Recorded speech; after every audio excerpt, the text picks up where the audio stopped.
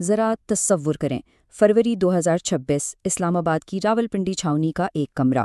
پاکستان کے سب سے طاقتور جرنیل بڑی اسکرینوں پر کابل کی سیٹلائٹ تصاویر دیکھ رہے ہیں، اور ان کے سامنے صرف ایک ہی مسئلہ ہے جو کہ بہت عجیب ہے۔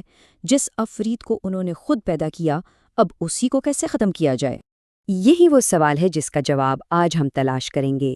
آخر ایسا کیا ہوا کہ پاکستان اسی طالبان کے خلاف کھلی جنگ کا اعلان کرنے پر مجبور ہو گیا، جسے اس نے خود بنایا، تربیت دی اور کئی دہائیوں تک اس کی حمایت کی؟ آئیے اس پیچیدہ کہانی کی گہرائیوں میں چلتے ہیں۔ 27 فروری 2026 کو جب پاکستان کے وزیر دفاع نے یہ بیان دیا تو سب چونک گئے۔ سوچنے والی بات یہ ہے کہ پاکستان کی تاریخ میں جب بھی جنگ کا اعلان ہوتا ہے تو سب کا دھیان صرف ایک ہی ملک کی طرف جاتا ہے، بھارت۔ لیکن اس بار ایسا نہیں تھا۔ یہ اعلان افغانستان میں طالبان حکومت کے خلاف تھا۔ یہ شاید پاکستان کی تاریخ کی سب سے عجیب جنگ ہے جو اپنے ہی پرانے دوست کے خلاف لڑی جا رہی ہے، اور ہر جنگ کی طرح اس کی سب سے بھاری قیمت عام لوگ ادا کر رہے ہیں۔ ہر روز اوسطاً 15 لوگ اس جنگ کی بھینٹ چڑھ رہے ہیں۔ لیکن سوال یہ پیدا ہوتا ہے کہ یہ سب شروع ہی کیوں ہوا؟ پاکستان کے بنائے ہوئے طالبان اس کے لیے سب سے بڑا ڈراؤنا خواب کیسے بن گئے؟ اس کہانی میں ایک ایسا موڑ ہے جس کی توقع شاید خود پاکستانی جرنیلوں کو بھی نہیں تھی۔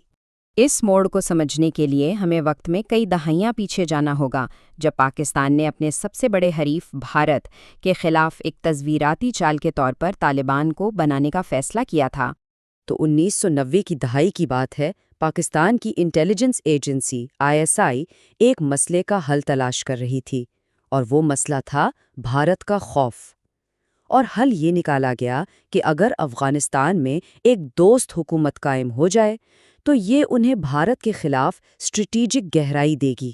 یہی وہ بنیادی نظریہ تھا جس نے طالبان کی تخلیق کو جنم دیا۔ تو ہوا یہ کہ 1994 میں ISI نے ایک چھوٹے سے مدرسے کے استاد ملا عمر کو پیسہ، ہتھیار اور ٹریننگ دی۔ صرف 2 سال کے اندر 1996 تک طالبان نے کابل پر قبضہ کر لیا۔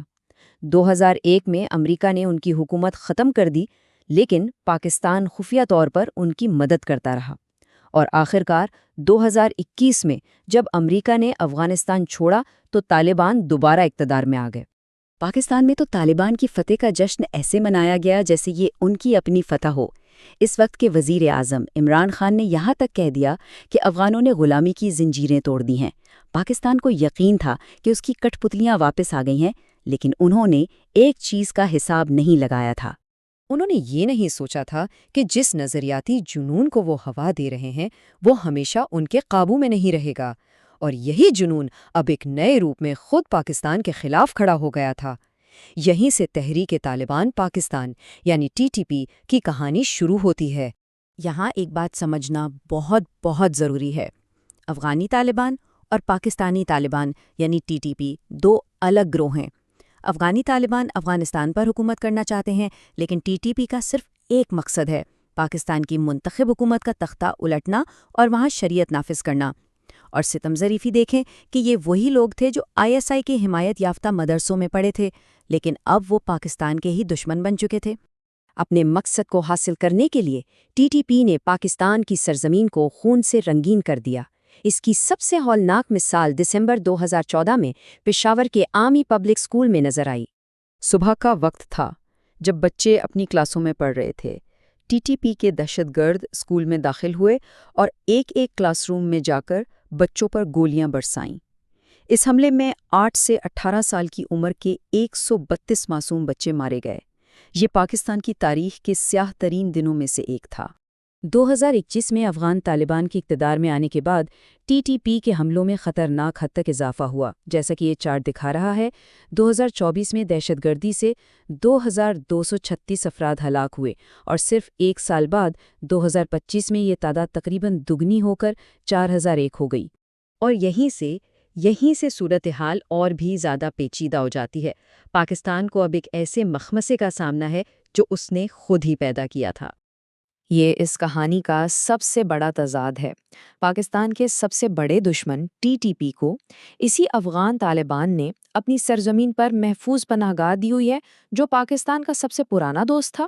یہ صورتحال بالکل ویسی ہی ہے جیسا پاکستان نے اسامہ بن لادن کو پناہ دے کر امریکہ کے ساتھ کیا تھا۔ اب دیکھیے، افغان طالبان ایک ناممکن صورتحال میں پھنسے ہوئے ہیں۔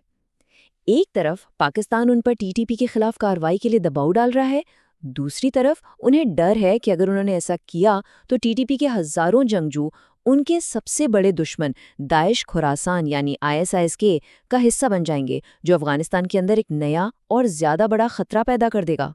تو مسئلہ یہ ہے کہ پاکستان ٹی ٹی پی کو قبول نہیں کر سکتا اور Afghan Taliban T T P کو چھوڑ نہیں سکتے۔